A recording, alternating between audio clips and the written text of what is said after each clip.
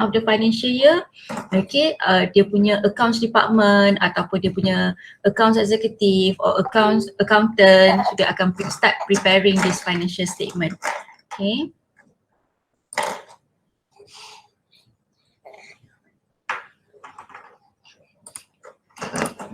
Okay, so what are included in the financial statement?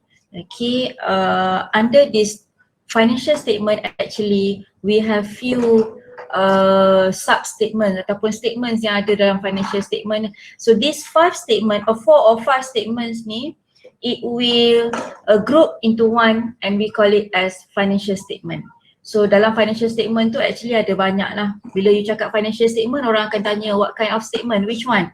Okay, so the first one will be the first one that we need to prepare is income statement ataupun dia panggil sekarang sebagai statement of profit or loss and other comprehensive income. Okay, this one income statement ni ataupun sekarang dia panggil statement of profit or loss and other comprehensive income. That's number one, the first statement that we need to prepare. Number 2 is the balance sheet. Kalau dulu dia panggil balance sheet, now dia panggil statement of financial position. This one, yang warna hijau tu. Okay. This is the second statement that need to be prepared, and the third one will be cash flow statement. Untuk you lah, untuk student A6406. Okay. The third one will be cash flow statement.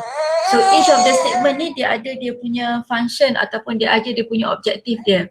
Income statement, for example, income statement will relate with income, revenue and also expenses. Balance sheet, dia akan list out detail on the asset, liability, equity. Kalau cash flow, dia relates on the cash sahajalah. Okay, so different types of statement tu, dia ada item yang akan kita masukkan specifically into that statement, and dia ada dia punya objektif dia sendiri. Okay, for example, income statement ataupun statement of profit or loss, the objective is to determine how much profit that we generate for that particular year. Ataupun kalau tak dapat profit, terbalik lah, which is how much losses we incur for that particular year. That's the objective of preparing the statement of profit or loss. Ataupun kita panggil dia sebagai SOPL.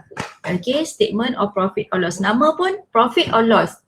So at the end of the day, kita nak tahu apa? Kita nak tahu whether we generate a profit ataupun kita incur losses. That's the objective of financial statement. SOPL. Assalamualaikum madam. Ya. Ada seorang kawan saya tu dia dah try masuk tapi tak dapat. Madam tak accept lagi. Tak accept lagi Saya dengar tadi ada tu, tapi sekarang saya dah tak jumpa kat mana nak cari yang mana nak masuk tapi saya belum accept tu. Sebab saya dah buat setkan auto admit tapi dia still juga saya kena admit. Saya nak cari. Boleh tak dia try masuk, dia cuba masuk lagi sekali supaya saya boleh ni, sebab tadi saya dah 2 minit dah. Sebab dia cakap dah 2 minit dah dia try. Okay, dia dah masuk itu. Tapi tak appear pun nama dia kat sini, maksudnya yang nak tunggu saya admit dia. Dia cakap dia dah masuk dah. Dia dapat dah. Dah masuk dah? Okay, dah masuk tak apa. So, okay. Cash flow statement basically to detail out about the cash flow of the company. Okay, so tak sama balance sheet dengan income statement. Sometimes kita dapat untung 1 million, but it does not mean that kita ada cash of 1 million, tak. Okay, profit tak sama dengan cash. Okay, tak semestinya profit yang kita ada 1 million tu in terms of cash pun kita ada 1 million. No, it does not necessarily works like that. Okay, so these are the 3 statement yang you kena prepare lah. Tapi kalau you tengok dekat diagram yang sebelah kanan ni, dia ada statement of changes and equity. Yang tu you tak belajar, yang tu untuk account student saja. Okay, kalau you ada apa-apa soalan nak tanya, you can just interrupt me. Okay, tanya je.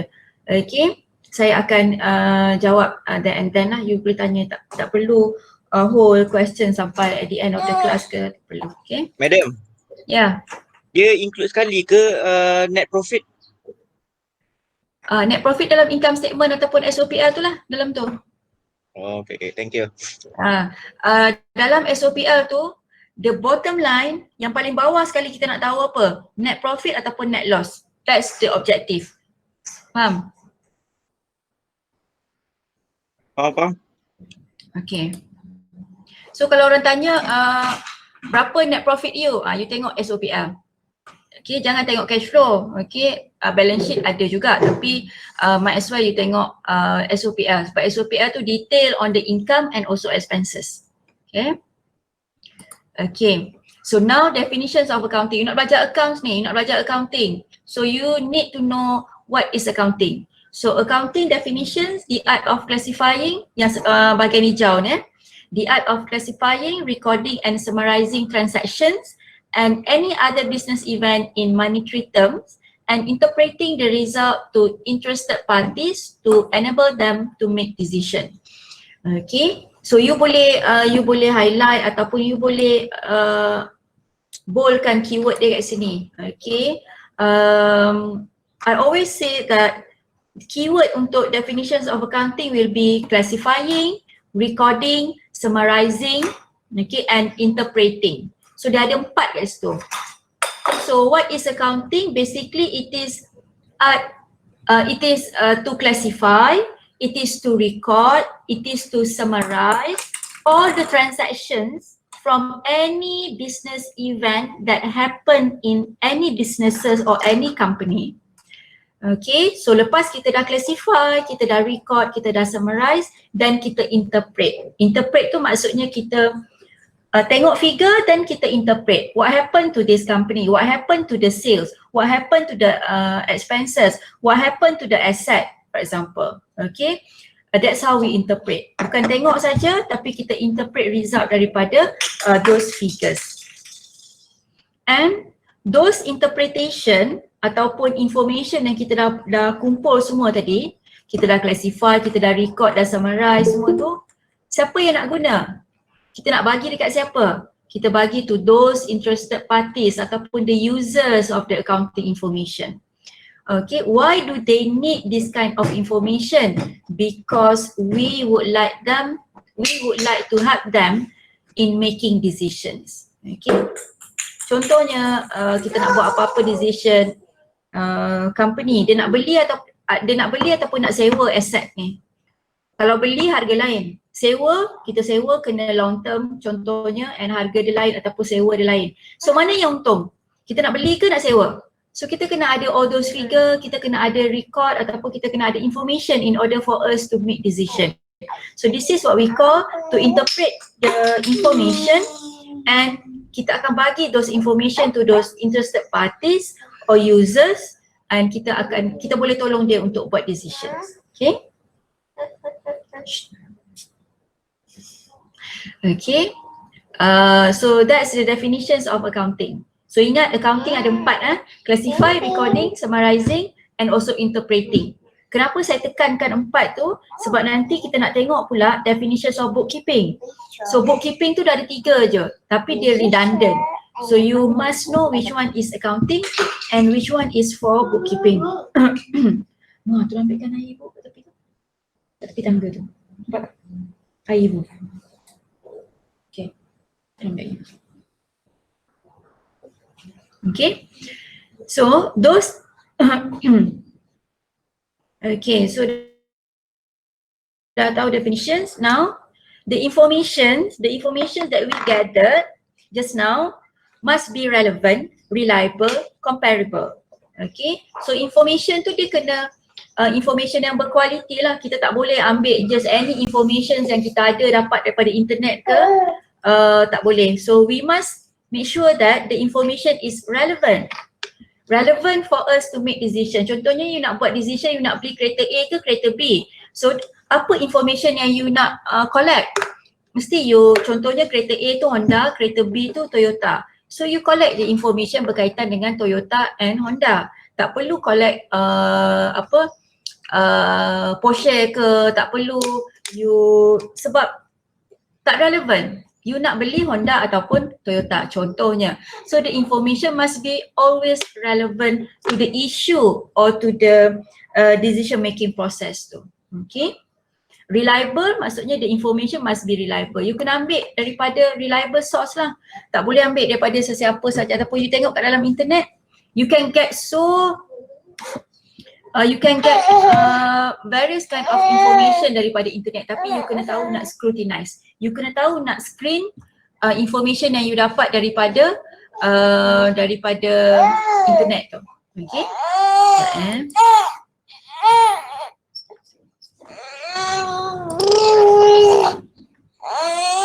Sorry sekejap.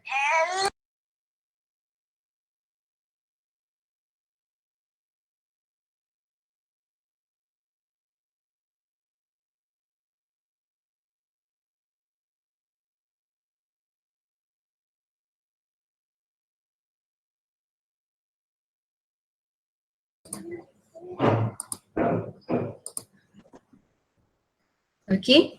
So comparable, so maksudnya information tu kalau you nak gunakan untuk compare between one year to another ataupun you nak comparekan between your company and your competitor, so your information must be comparable. Kena cari information yang kita boleh gunakan untuk compare company kita dengan company yang lain contohnya. Okay. So this is definitions of accounting and what kind of characteristic, the information characteristic yang kena ada in order for us to make sure that the informations that we supply to the users are helpful to them to make decisions. Okay, boleh tak? Boleh. Okay. Boleh. Okay, tadi kan saya tunjuk kat sini interested parties kan. So this is what we call users. Saya kata tadi, saya pun mention tadi, interested parties ataupun kita panggil juga sebagai users. So who are the users of accounting information? Okay, so this is the users of accounting information. So users of accounting information can be categorized into two. The first one internal users and the second one external users. Okay, so dalam gambar yang dia bagi ni, users of financial statement ni, dia mixkan semua kategori users. Internal ada, external ada. So, tengoklah kalau internal tu maksudnya those party, okay, those party yang ada dalam kita punya company. Okay, apa contoh dia? Internal user. Management, top level senior. Okay, lagi? Senior management, CEO. Okay. Management tu masuklah senior management, CEO, CFO, COO, director, board of director. Ha? Tak, dah. Okay. Lagi apa? Yang ada dalam gambar ni apa lagi? Employee.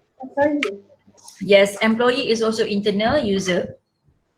Employee pun dia ada, dia akan gunakan those information lah untuk buat kerja dia. Okay. So other than that, it will be external user. Okay.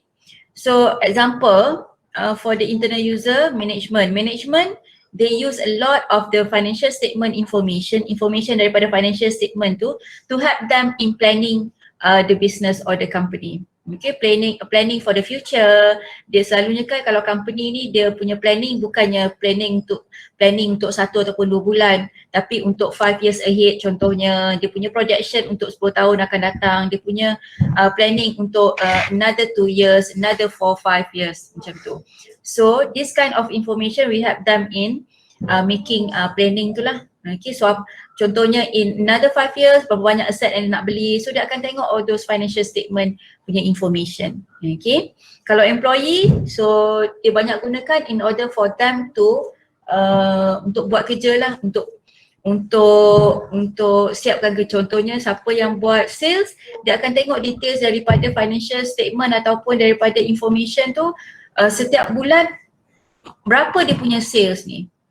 Kenapa? Sebab dia nak project untuk sales lagi bulan depan seterusnya, tahun depan. Okay. And kalau production contohnya, dia kena tengok juga sales. Sales macam mana? Berapa? Kalau sales contohnya around 10,000 units per month, So bila dia nak buat production, okay, dia akan buat production around that figure lah.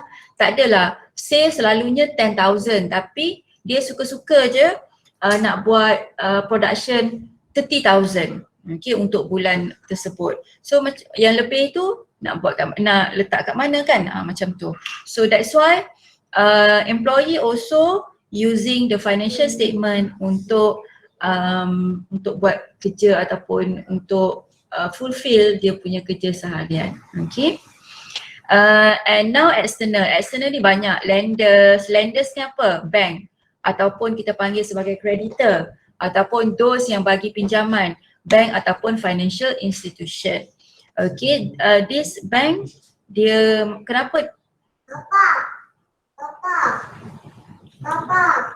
Okay, those bank, okay, those financial institution, okay, normally they will give us or the business loan. Okay, so in order for them to give loan to the business, they need to use the financial statement in order to evaluate whether the company or the business are able to pay the loan in the future. Okay, so dia tengok tu lah. Kalau dia tengok cash flow very bad, cash flow asyik negatif je, okay, so dia tak akan bagi pinjam lah. Sebab kalau dia bagi pinjam macam mana nak bayar later, okay. Shareholders, investors, shareholders, siapa shareholders? Who is this shareholder? What does it mean by shareholder? Definitions of the shareholder. Orang beli saham. Okay. Those public that purchase the share from the company, and the shareholder is basically those who contribute capital to the business. Okay. So kalau you nampak company yang besar-besar, company, asal you nampak company je, Sdn Bhd ataupun Berhad, so that is company. So company ni most of the time, how do they generate capital? By issuing share. So kita public, kita boleh beli share. Mana-mana company kalau kita ada extra duit lah. Contohnya kita ada 50,000 extra duit. So kita tak tahu nak letak mana, kita dah simpan dekat fixed deposit, kita dah simpan dekat tabung haji, kita simpan dekat ASB, tapi still lagi ada juga duit yang lebih. So kita nak buat apa? Kita nak invest dalam company. Contohnya we are interested in investing dalam Nestle contohnya. Kita suka dengan company tu, Nestle. Kenapa? Based on the analysis yang kita buat, Nestle ni tiap-tiap tahun dia bayar dividen banyak contohnya. So kita boleh invest. Bila Nestle issue share, so kita belilah. Berapa lot yang kita nak beli? Berapa units yang kita nak beli? It depends on us. Okay. So once we have purchased the share of one company, then we became the shareholder of the company. So apa yang kita dapat at the end of the day by giving them this capital, apa yang kita dapat in return untuk shareholder? Apa? Kalau kita bagi something, normally kalau kita invest something, kita nak return dia. Kita dapat something yang pulangan ni lah. So what kind of return yang kita akan dapat kalau kita jadi shareholder? Dividend? Yes, in the form of dividend. So you tunggu dividend. Berapa? Okay. So that's why before we purchase share from any company, okay, we must look at their financial statement. Kita nak tengok stability of the company, whether this company is able to pay us dividend ataupun tak. Ada certain company, dia punya cash flow very very bad. The cash flow is always negative every year. So kita tahu most probably this company won't be able to pay us dividend. Okay, kenapa? Sebab dia negative cash flow. Kalau negative cash flow and then dia punya SOPL pun always negative, net loss every year. Daripada mana dia nak dapat duit untuk bayar dividen kepada shareholder? Okay, so probably kita tak akan belilah share untuk company tu. Kalau company yang kita nampak dia punya financial statement very strong, okay, financial statement ataupun SOPL dia generate profit every year, lepas tu profit dia pun setiap tahun bertambah and you tengok dia punya payout ratio ataupun dividen dia pun banyak dia bagi kepada shareholder. So maybe kita interested and we are kita nak beli this kind of share daripada company ni. Okay. Supplier is very very crucial to the business, especially those company ataupun business yang buat production. So bila dia ada production line, dia akan rely on the supplier untuk supply raw material. Contohnya nak buat perabot you kena ada apa? You kena ada supplier yang supply you kayu, supplier yang supply you all those paku and whatnot, cat, semua tu. So you must maintain your relationship with the supplier. How to maintain relationship with the supplier? By paying them on time, okay? And kalau dia bagi discount, so kita bayar based on the credit term yang dia bagi, okay? So supplier pun kalau dia tengok kita bayar on time, so dia akan bagi kita discount ataupun dia akan maintain lah relationship dia dengan kita, okay?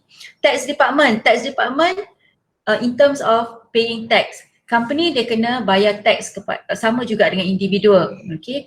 So kalau company, how do they calculate how much tax that they need to pay to the IRB ataupun HDN, okay? Based on the financial statement lah. Kalau dia punya ada untung, so most probably dia kena bayar tax lah. So nanti tax department akan kira lah berapa tax yang dia kena bayar for that particular year. Public, ada certain group of public ataupun ada certain group of NGO, they are concerned on the business ataupun companies punya CSR ataupun kita panggil sebagai social punya responsibility, okay? So kat mana kita nak tengok those responsibility, the social responsibility by the company, kita boleh tengok daripada dia punya financial statement juga. Apa yang dia dah buat, apa yang dia dah contribute, apa fund yang dia dah generate ataupun apa fund yang dia dah buat. Contohnya ada certain company yang dia buat fund untuk anak-anak, untuk binatang-binatang terbiar contohnya, okay, ataupun dia buat fund untuk bersihkan all those sungai, those kind of things, okay. So macam mana nak tahu? Kita baca daripada financial statement. Dalam financial statement tu dekat belakang selalunya dia akan ada tulis those qualitative punya measure, okay. Customer pun kalau kita being a good customer, a very vigilant customer, kita akan check company yang kita beli barang dia ni okey ataupun tak. Kita tak nak support company yang buat pollution, kita tak nak support company yang buat contohnya dia kedai emas contohnya. Yang dia beli emas daripada maksudnya dia nak dapatkan emas tu dia macam gunakan label yang dia bayar murah ke apa ke, those kind of thing juga, okay. So these are the user of the financial statement. So you kena tahulah internal ada dua saja, which is employee and also management. Other than that, it falls under external user, okay. So kalau ada soalan, just interrupt, okay. Now bookkeeping. Bookkeeping refers to the mechanical aspect of accounting such as classifying, recording and summarizing transaction systematically. Tu saya kata tadi, bookkeeping dengan accounting ni macam nak sama. Tapi untuk accounting dia ada extension lagi satu which is interpretation ataupun interpreting. Bookkeeping we stop at summarizing transaction, that's it. So bookkeeping ni is part of accounting. So if you are talking about bookkeeping, if you are talking about accounting, okay, in other words we are talking about bookkeeping as well. Okay, tapi kalau kita cakap pasal bookkeeping, it does not necessary that we talk about accounting. Okay, kenapa? Sebab accounting ada another extension which is interpretation ataupun interpreting. Okay, so maksudnya accounting tu is a larger part of the accounts. Okay, bookkeeping ni is part of the accounting. So that's why kat bawah tu dia tulis hence bookkeeping is only part of accounting. Okay, so bookkeeping ni selalunya siapa yang buat? Selalunya macam accounts assistant. Apa yang dia buat? Dia classify, dia record and dia summarize transaction.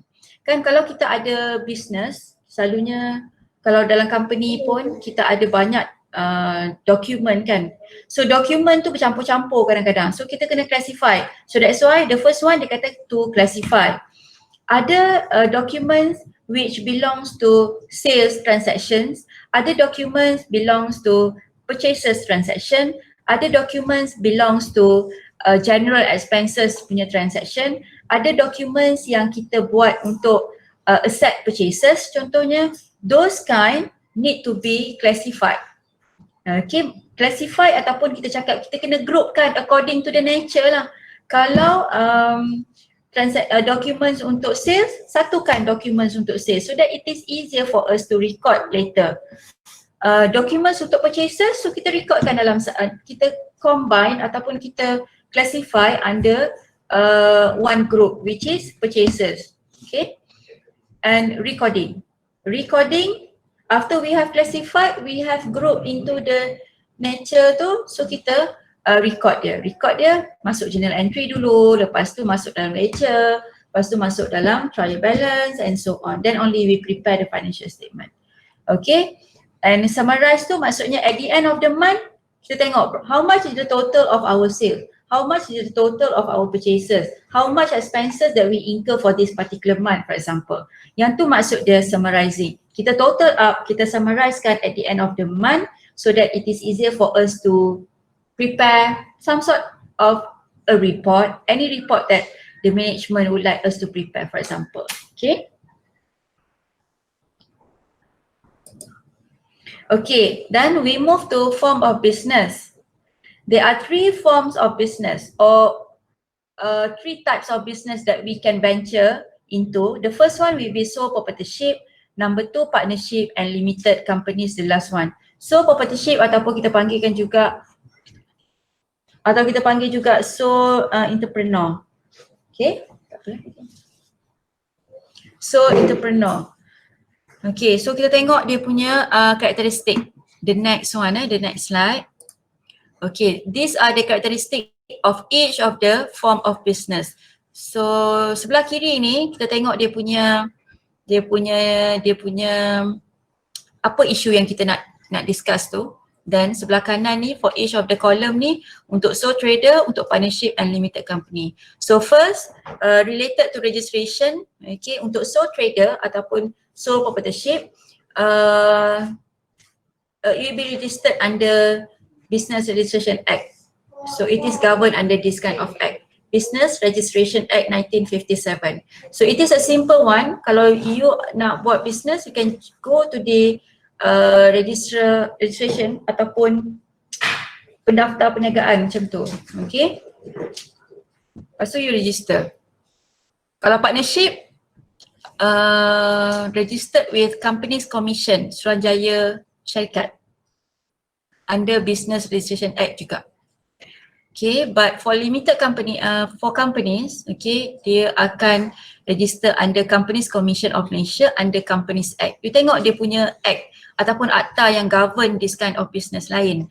Kalau sole trader, Business Registration Act, sama juga dengan partnership. Tapi kalau limited companies, it falls under Companies Act 2016. So Companies Act ni lagi detail lah. And of course because company lagi detail. So, kenapa lagi detail? Sebab company dia melibatkan public. Kenapa melibatkan public? Because the shareholder comes from the public. So we have to safeguard this public punya right ataupun hak-hak untuk public ataupun shareholder in specifically ni. Okay. In terms of capital, who contribute capital for sole trader? So capital contributed by the owner himself.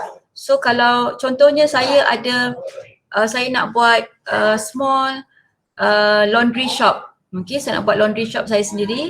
So saya gunakan capital yang saya ada. Maybe saya ada duit saving ataupun saya pinjam tapi gunakan nama saya sendiri. Okay. So yang tu contributed by the owner themselves. Okay. Partnership contributed by the partners. Nama pun partnership. Partnership ni dia punya ownership ataupun members of the business organisation ni must be at least 2. Okay. Sampai 22 maximum limit dia. Tapi untuk professional partnership ada 50. Okay. So nama pun partnership, so dia kena ada partners lah. Siapa yang contribute capital for the partnership? Mostly contributed by the partners. So macam mana you nak tahu partner A ni contribute berapa, partner B contribute berapa? So it depends on the partnership agreement. So untuk partnership, you must have the partnership agreement. Partnership agreement basically detail out about the capital contribution and also profit sharing punya ratio. Okay, sebab kita works with partners, okay, normally kita kena ada black and white on everything. Berapa yang contribute capital punya contribution, berapa profit sharing punya contribution, otherwise nanti dia akan jadi bergaduh and so on. Okay, so we need to have this PA or partnership agreement. So kalau partnership agreement kata capital contribution 50-50, so maksudnya each of the partners we contribute 50% of the capital. Okay, limited companies contributed by shareholder through purchase of share. Ni yang saya kata tadi, if we have extra fund, okay, we can always purchase shares of a company. So once we have purchased the share of a company, now we become the shareholder. So we can say that we are contributing capital to the company. Okay, so untuk company, capital dia siapa contribute? Shareholder. Shareholder ni daripada mana? Daripada public, ataupun sometimes dia ada juga shareholder which is from organisation. Contohnya apa? Contohnya kita ada kalau kat Malaysia, kalau yang government link company ada shareholder daripada kerajaan Malaysia ataupun ada shareholder daripada MOF, Kementerian Kewangan, things like that. Okay. Ownership. Untuk sole trader, it is owned by one person. Nama pun sole trader, sole, only one. Partnership, it is owned by at least two. It cannot be one. Kalau one, kita tak boleh panggil partnership. Kita panggil sole trader. So it must be owned by at least two parties or two partners, and maximum is 20. Tapi kalau untuk professional partnership, you can go up to 50 partners. So what is this professional partnership? Those untuk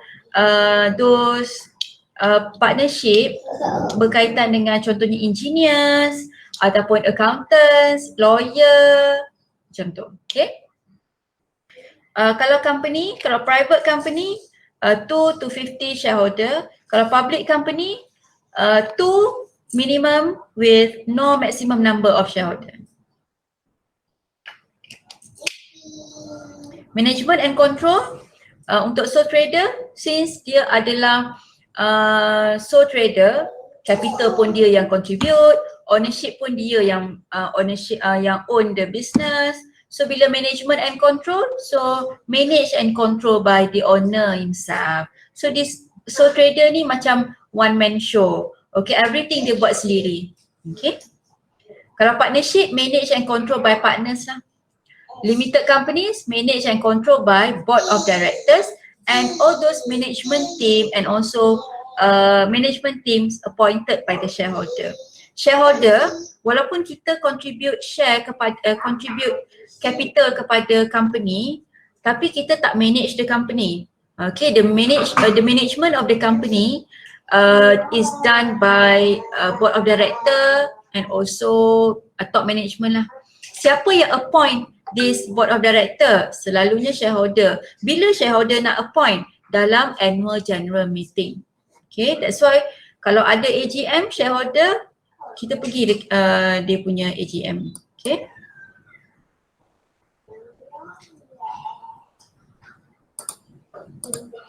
Okay, the next one. Liability, unlimited liability untuk sole trader. Partnership pun unlimited liability, tapi limited company ada limited liability. Okay, apa maksud limited liability and unlimited liability? Kalau unlimited liability maksudnya in case of bankruptcy contohnya ataupun hutang, those creditor dia boleh ambil asset kita untuk bayar hutang, untuk clearkan hutang. Itu nama dia unlimited liability. Kalau limited liability, liability tu is only limited to the asset of the company. Okay. So kalau company ni bankrupt, creditor dia tak boleh cari shareholder. Shareholder tak ada kena apa-apa. dia akan minta hutang daripada company tu saja. Shareholder tak. Okay. Bang. Kalau unlimited, kenapa dia panggil unlimited? Sebab sole trader kan seorang je, dia capital pun dia yang contribute. So kalau dia ada hutang pun, kalau dia kena bayar hutang, contohnya hutang dengan bank ke apa, so dia kena keluarkan duit saving dia ada ataupun duit dipinjam daripada parent dia ke ataupun pinjam daripada saudara mara ke, untuk apa? Untuk bayar hutang. Itu nama dia unlimited liability. Okay. Profit or loss, sole trader, profit belongs to owner and losses will be borne by owner juga sebab dia sole trader. One man show ni semua dia dah kena. Partnership, profit or loss shared by partners according to profit sharing ratio. Okay. Kalau company, profit paid to shareholders in the form of dividend. Okay. So books of account untuk sole trader dia tak ada requirement untuk simpan books of account. Okay, tapi partnership pun tak ada, tapi untuk limited companies dia ada. Okay.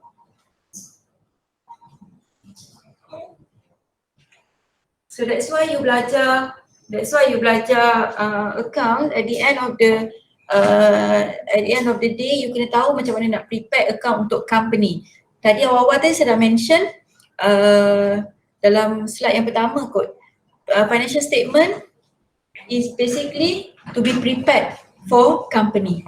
Sebab company dia memang required to prepare the financial statement. Okay.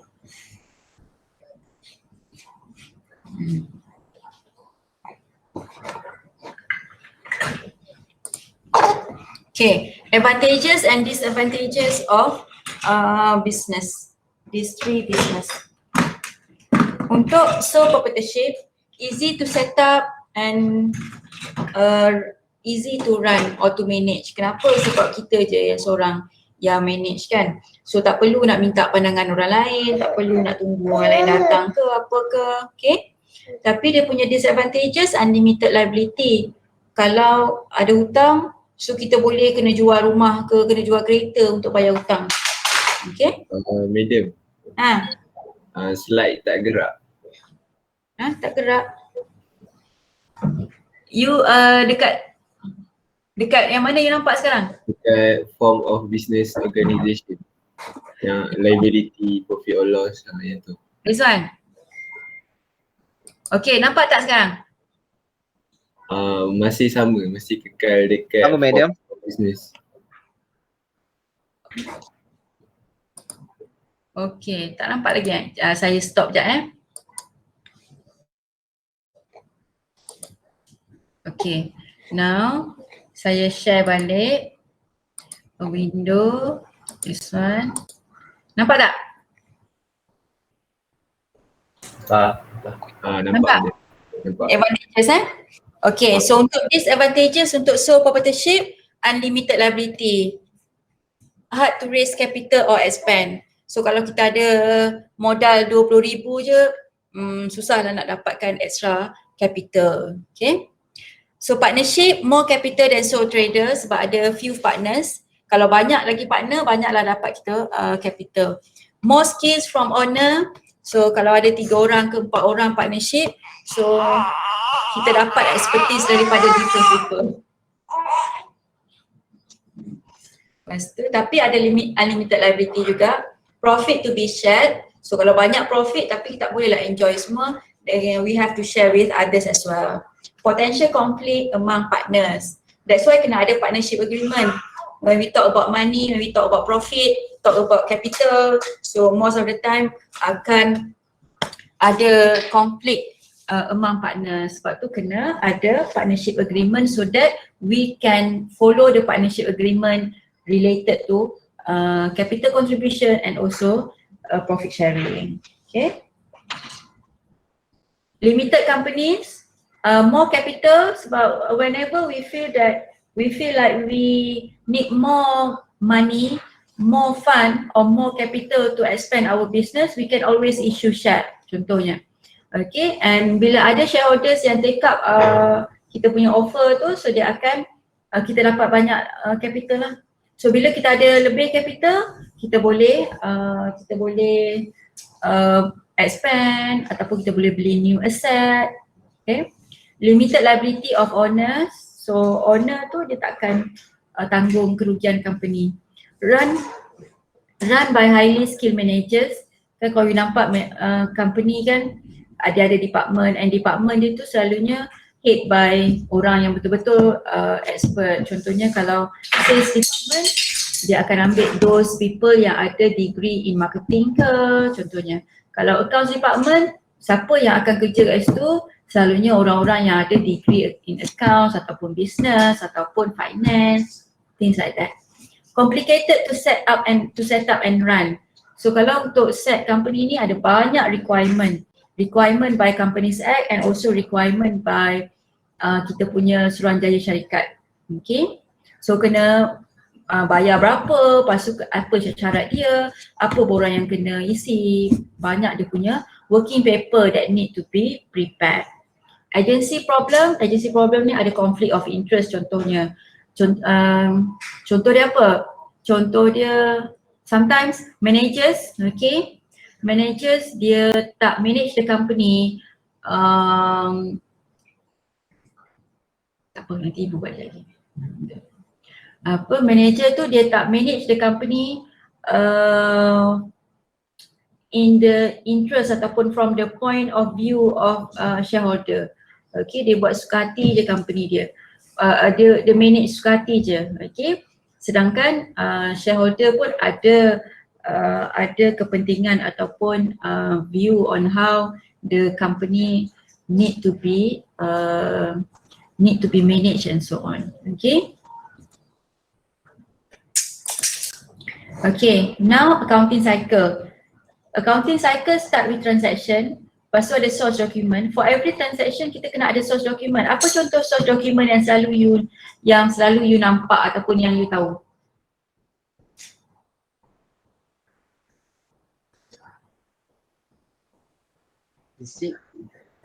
Receipt. Invoice, betul. Okay.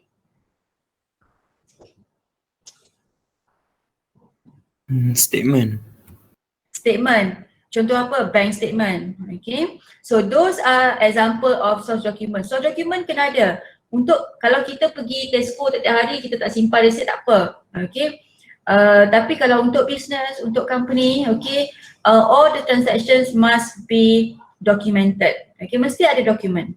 Apa source document dia? Kalau you jual barang, you kena ada invoice. Kalau you beli barang, you kena ada receipt. Kalau you bayar bill, you kena ada berapa bill yang you bayar tu, mana bill dia sendiri.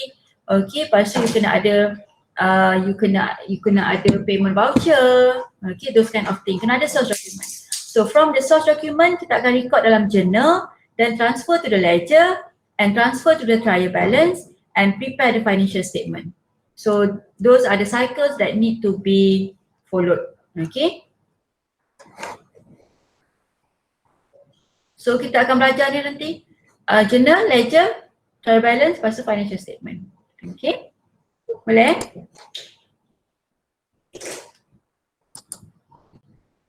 So habis untuk chapter 1. Sikit je chapter 1. Ada soalan tak untuk chapter 1?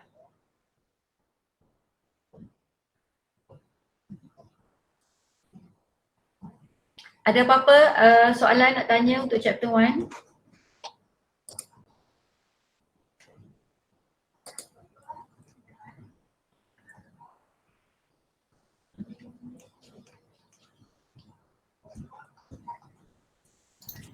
Madam. Ya. Tentang liability tu saya kurang jelas. Macam mana maksud liability tu? Liability tu apa? Liability tu adalah hutang kan? Sekejap. Saya share balik. Mana ni?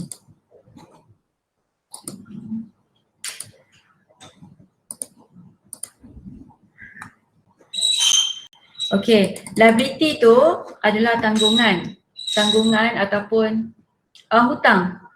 Okay. Contohnya apa liability kita? Kita pinjam duit daripada bank. That's our liability. Faham tak? Oh, okay. Faham. Okay. So liability tu kita pinjam duit daripada bank, that's liability. Kalau company pun dia ada loan daripada bank, that's liability. Okay. Liability tu maksudnya tanggungan. Maksudnya benda yang kita kena bayar later. Okay, kita dah dapat, lepas tu kita kena bayar. So that's liability. Dan kalau unlimited liability, for example, sole trader ni dia ada hutang dengan bank. Okay, ada hutang dengan bank. So bila dia ada hutang dengan bank, okay, and suddenly because of this pandemic ke, okay, dia tak boleh bayar. Okay, dia tak boleh bayar hutang tu. Contohnya hutang dia setiap bulan dia kena bayar RM600. Sebab before this dia ada ambil loan untuk set up dia punya business contohnya. And since dia punya business pun tak berapa okay, so dia tak boleh nak bayar loan dia. So bila tak boleh nak bayar loan dia, okay, bank akan tuntut lah bayaran. And so trader ni dia kena buat juga walau macam mana cara sekalipun untuk dapatkan bayaran, untuk make sure that he is able to pay the loan ataupun installment untuk loan tu. So apa yang dia kena buat? Dia mungkin kena cari kerja lebih, ataupun dia kena jual kereta dia, ataupun dia kena jual rumah dia, ataupun dia kena jual komputer yang dia ada, ataupun dia kena pinjam daripada adik dia, ataupun dia kena pinjam daripada saudara dia. Itu maksudnya unlimited liability. Maksudnya dia kena cari juga cara untuk macam mana dia nak bayar liability dia. Faham tak?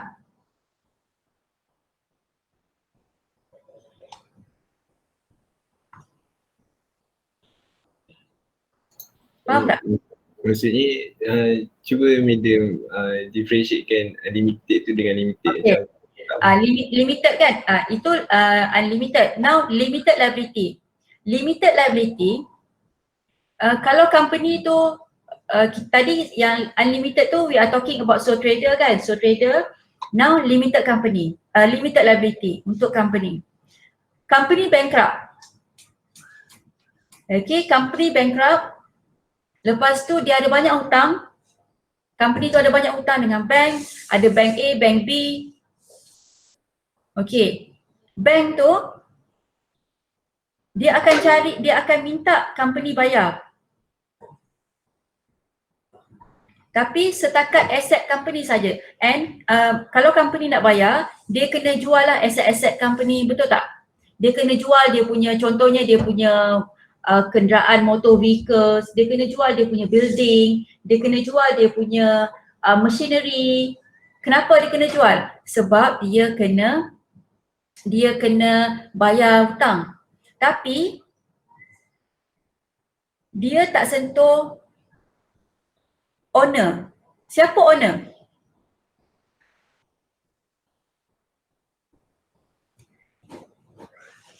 Ownership of the company, siapa? Shareholder. Shareholder. Shareholder dia tak perlu buat apa-apa. Sebab liability tu is only limited to the company.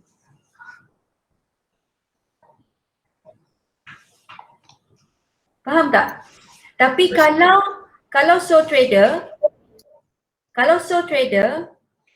bila dia berhutang, owner tu yang kena berhempas pulas untuk cari duit untuk bayar. Kena jual dia punya kereta, kena jual dia punya rumah ke, kena jual dia punya kedai ke, kena jual dia punya whatever yang dia ada. Faham tak? Okay, medium. Faham. Kita jelas. Faham. Okay. Limited dengan unlimited. Maksudnya kesan dia kepada siapa? Kepada owner of the business. Faham?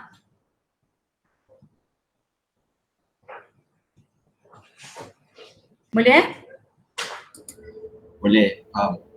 Okay. Soalan lain?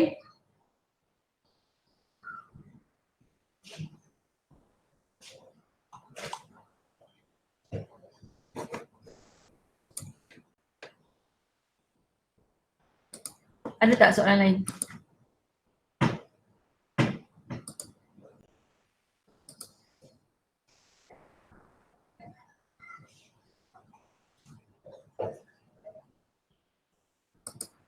Madam, Ya.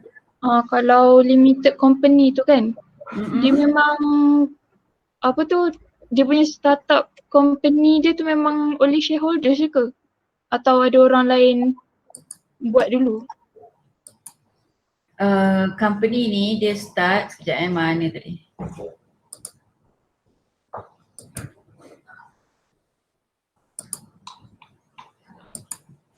Okay, company ni dia boleh start dengan dia boleh start dengan sometimes dengan ada a few orang yang buat, and selalunya orang tu dia nanti dia akan beli in terms of share tu lah, so dia akan jadi ownership, ataupun kalau dia beli share, so dia akan jadi one of the owner of the company lah.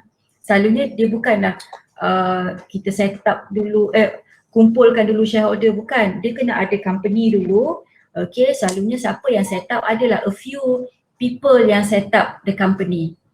Kita panggil dia sebagai apa? Sebagai founder ke macam tu.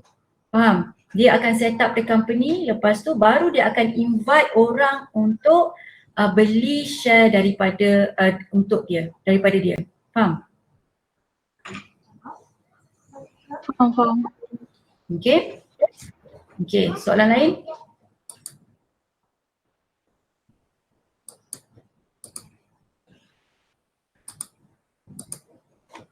Ada tak soalan lain?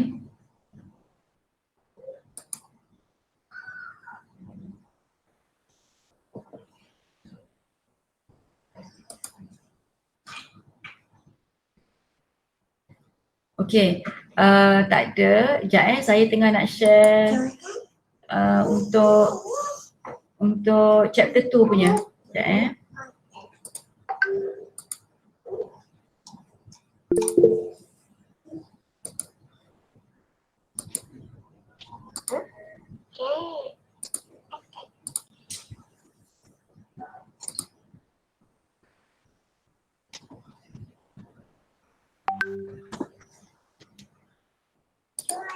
Okay, saya dah letakkan dalam group WhatsApp untuk chapter 2 punya slide.